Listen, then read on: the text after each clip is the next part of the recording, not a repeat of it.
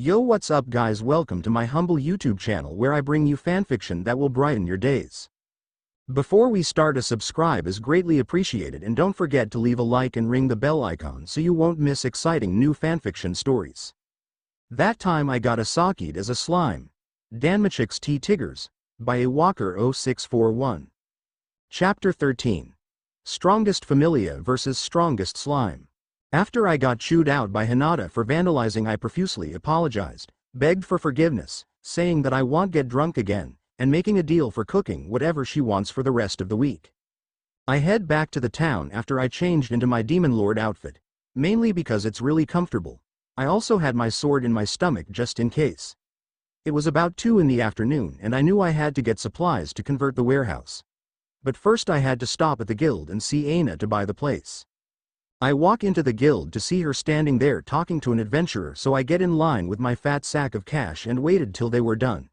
After they finished and the man left with Aina breathing a sigh of relief, I walked up. "Hey Aina. Oh, you're back, Rimuru. Did you come to buy the place?" I nodded and put the money on the counter. I heard the counter creak under the weight of the bag. "Yep. There should be enough in there for it."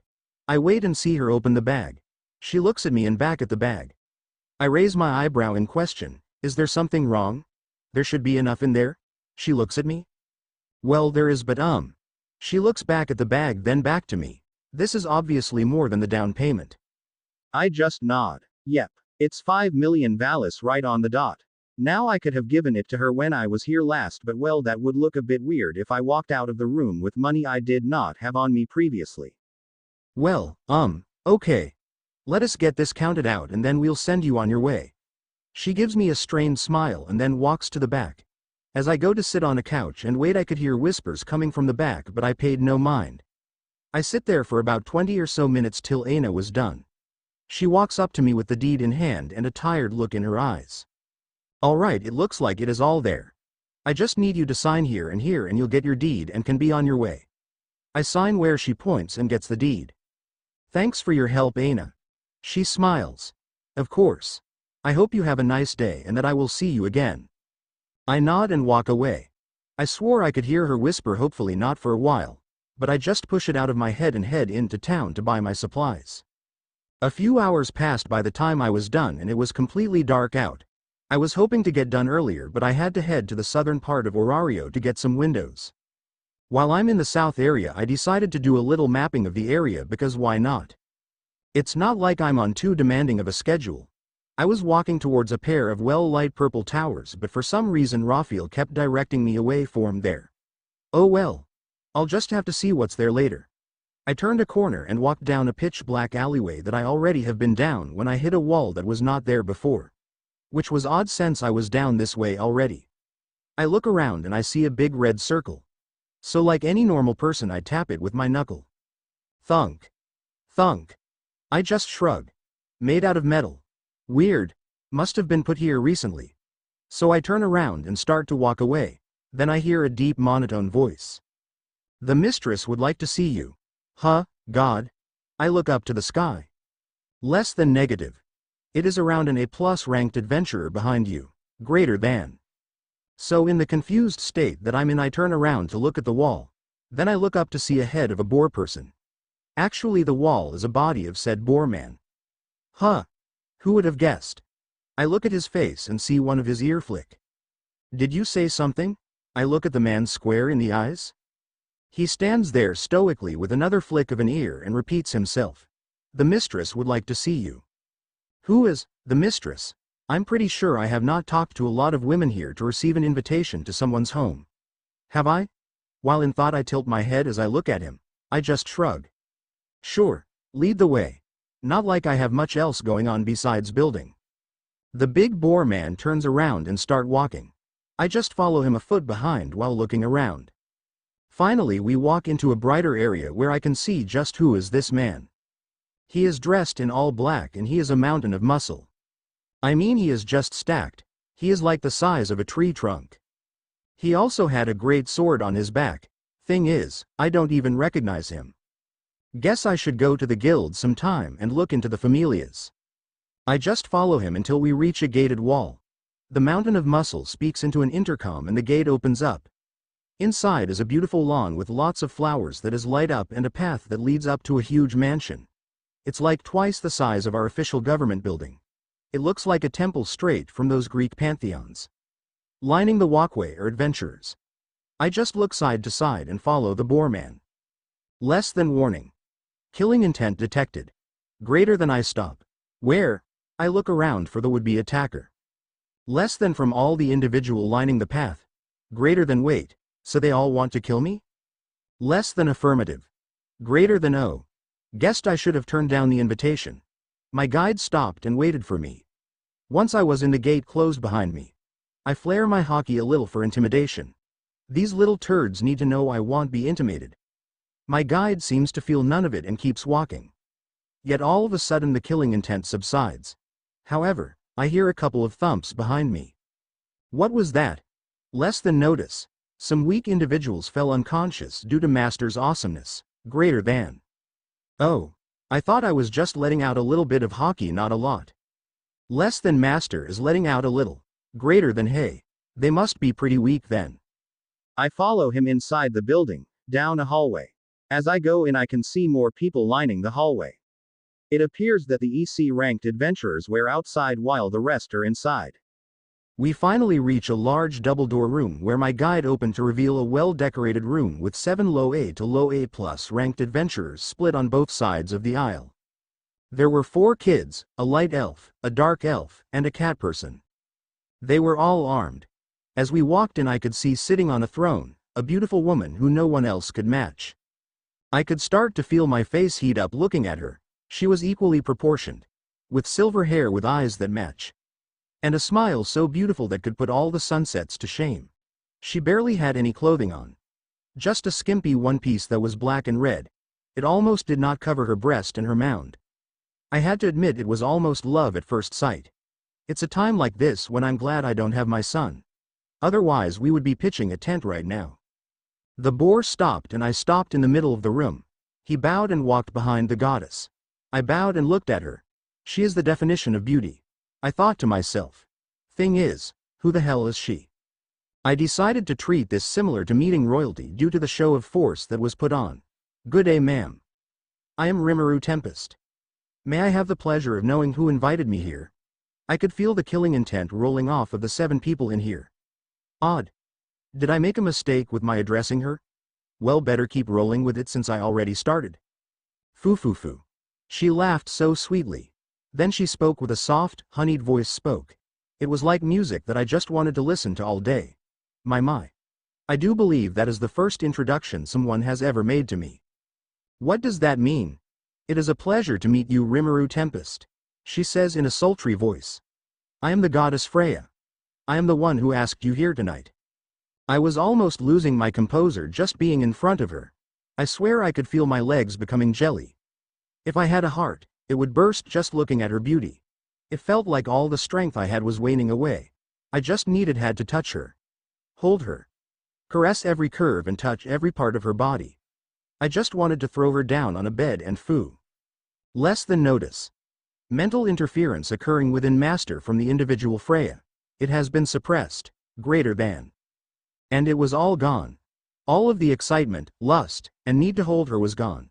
I could only sigh. Those feelings I have not had in over 2 years were here one instance and gone the next. I felt like my regular self again. ... So, can you allow that interference happen again, Raphael? Less than negative. Greater than. She sounded upset when she responded. Bummer. Without that mental interference she was like a beautiful painting. Sitting there all dignified. Honestly, I liked it when I was horny better. I straightened myself up and put my hands behind my back. I understand, Lady Freya. May I ask why one such as yourself would wish to speak to me? My golden eyes meeting her silver ones. She just put on a little pout but went back to smiling. I had to admit that it was pretty cute. She pushed a lock of hair behind her ear before she spoke. I was wondering if you were in a familia. I have never seen my children faint before someone just by looking at them. I see. Well, to answer your question, I am not in a familia. I could see her eyes open a little bit. And the boar's ear that brought me here flicks. And please forgive me if any harm befalls your children that fainted before me. I bow before her and stand back up looking her in the eye. It happens every now and then. She sighs. I see. Then may I know why you are in Orario? Are you looking for a familia to join, or is there another reason? I am just a traveler passing through. I was not planning on stopping here, but a problem arose in my travels, so I will be in the city for a while. She nods in response. And where are you traveling to? I am on my way to deliver a. Then a question struck him. What is Hinata to me? But that was a question for later. Right now he was too busy to find an answer and needed to improvise. Ally home. She pauses and studies me. I would study her, but the only things I would be able to study are her two girls. So I look at her face and wait like the gentleman I am. A few seconds pass before she speaks. What if I were to invite you to my familia? Would you join? Your friend would also be allowed. I stand there for a few seconds and think about something, although I already have my answer.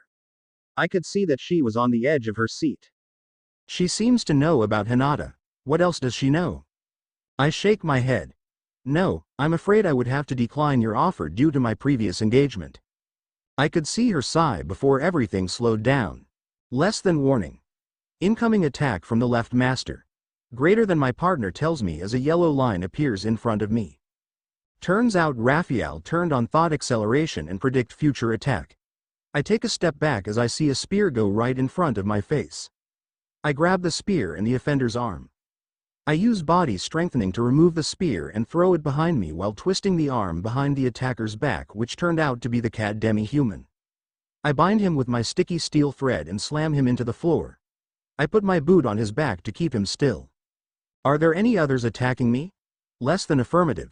The 4 children are trying to surround you. Greater than. Damn. Guess I might have to get ready for a fight. I flare my haki and reach into my stomach to draw my katana. I unsheath it as it turns from a deep black to the golden rainbow color it possesses when in my hand. I cover it in black flame without saying a word. I look for the next would-be offender when a voice rings out. Enough. I look around to see the 4 kids unconscious and the dark elf is manically laughing while the light elf is shaking and sweating profusely. The boar who yelled seems to be standing beside Lady Freya while she letting out her divine aura that seems to be counteracting my haki. Interesting. I rein in my haki and douse my flame but keep my blade out just in case I may be attacked. I have it aligned next to that cat person's neck. Freya suppresses her aura with a slight frown on her face and her eyes scowling. She seems to be looking down at the cat person and speaks with anger in her voice. Alan, what are you doing attacking a guest? Alan did not reply. She looked at me with her smile gone and regret in her eyes. I am sorry for them attacking you. I do not know what would drive them to do such a thing, she says. The lovely voice she had was now filled with regret. Please forgive them. I will take responsibility for their action. Allow me to repay you somehow. I sheath my blade and put it back in my stomach and step off the cat person named Alan. While being attacked out of the blue was something I was weary of, I did not come here for a fight. However, I also am not willing to kill anybody, yet. So being a person with such a big heart, I guess I could forgive her this once. Alright. I accept your apology. As long as they don't harm me or my friend, I won't hurt them. But the moment they try, I release some haki, I will cut them down. I leave no hesitation in my voice. She nods. I understand. Thank you for your forgiveness. I will contact you at some time to repay you. Alright. I believe we are done here, if so then I'll take my leave. She looks at her guard. Otter, show him the way out. He takes a step forward. I put my hand up. No need. I can show myself out. Good night. Using spatial domination I leave the manor to get to the warehouse. When I arrive I look around to see the moon about a quarter in the sky. Then Raphael speaks up. Less than question. Was it wise to show off spatial domination with all those people around? Greater than? Yay. It shows them that if they mess with me or Hinata at any point in time I can show up there and kill them or their goddess. Raphael goes quiet after that. I just look at the warehouse and roll my shoulder. Well, time to get to work. Aftermath of a tempest. After Rimuru left, Freya was stunned by the way he left. She could only conclude that it was one of his skills, so now she had a wine glass in her hand. She looks over her children as the 4 Palams regain consciousness, Hogni and Hadine recompose themselves, and a cat burrito trying to escape his binds. She shakes her head as she sips from her wine cup. She looks at her champion. On the outside she could see his calm exterior he always has. But his soul is shining so brightly. Oh, how she missed seeing that excitement inside of him. What did you think of our guest otter? He was quite something, wasn't he? Yes.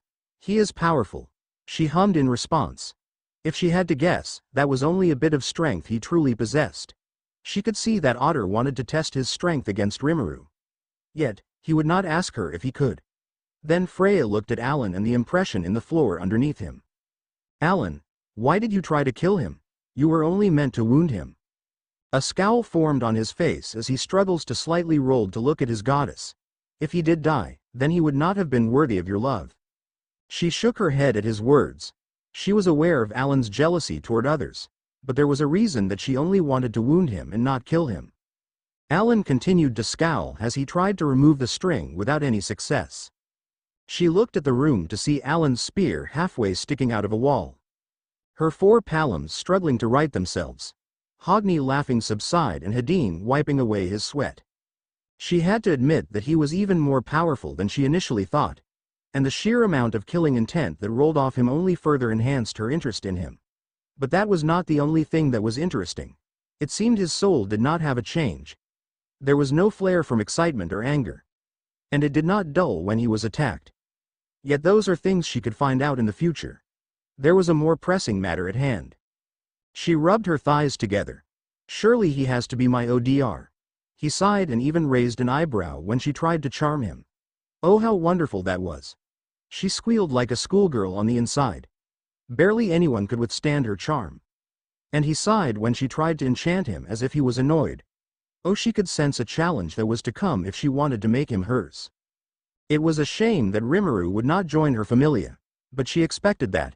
Yet, in the end she still got what she wanted. The wind of her love was starting to blow. A nightly shower it was. After the sun set, Hinata decided to take a shower. She chewed Rimuru out, and while she did feel bad about it, but it had to be done. While it was good that he made a contact in the city that was a god, especially if it was a god of one of the most powerful familias in the city. She did not know if it was the correct thing to do. What he did was irresponsible and could have put us in a bad position. She thought out loud. There was no one else in the house, but she had to vent. Yet we have a source of information. Which is good considering that we don't really know anyone here. She went in the bathroom and started to undress. However, he has to go drinking to talk to her. She was only upset that he got drunk and went vandalized the town. Right?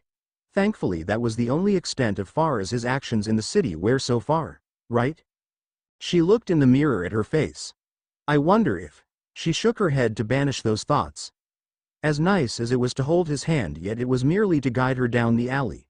She walks over to the shower and twists the handle to warm up the water before she get in. She mulls over her thoughts about the boy Rimuru was going to train. If she was being honest, the boy looked extremely weak and was not cut out to be an adventurer, but she was not the one who was going to train him in combat. That was Rimuru. As much as she dreaded to think about Rimuru training Bell, she would not interfere. As long as they were able to get back to their world in a timely manner. She looked to the shower to see if the water was warming up, to only see that there was no water coming through the shower head. Odd. It was working yesterday. She turns it off then back on. Still no water came out. She huffed in frustration. A week and a half of living here and the shower is already broken. Guess I'll have to use Rimuru's. She shook her head, wrapped a towel around her naked body, grabbed her clothes and went to his bathroom downstairs. She would be more cautious, but since there was no one else home she did not have to worry. She went into his bathroom to see if the shower turned on. Which it did. Figures. Guess I'll have to use it till the other one gets repaired. She drops her towel and get in the shower. A brief thought crosses her mind. I hope he doesn't get into more trouble.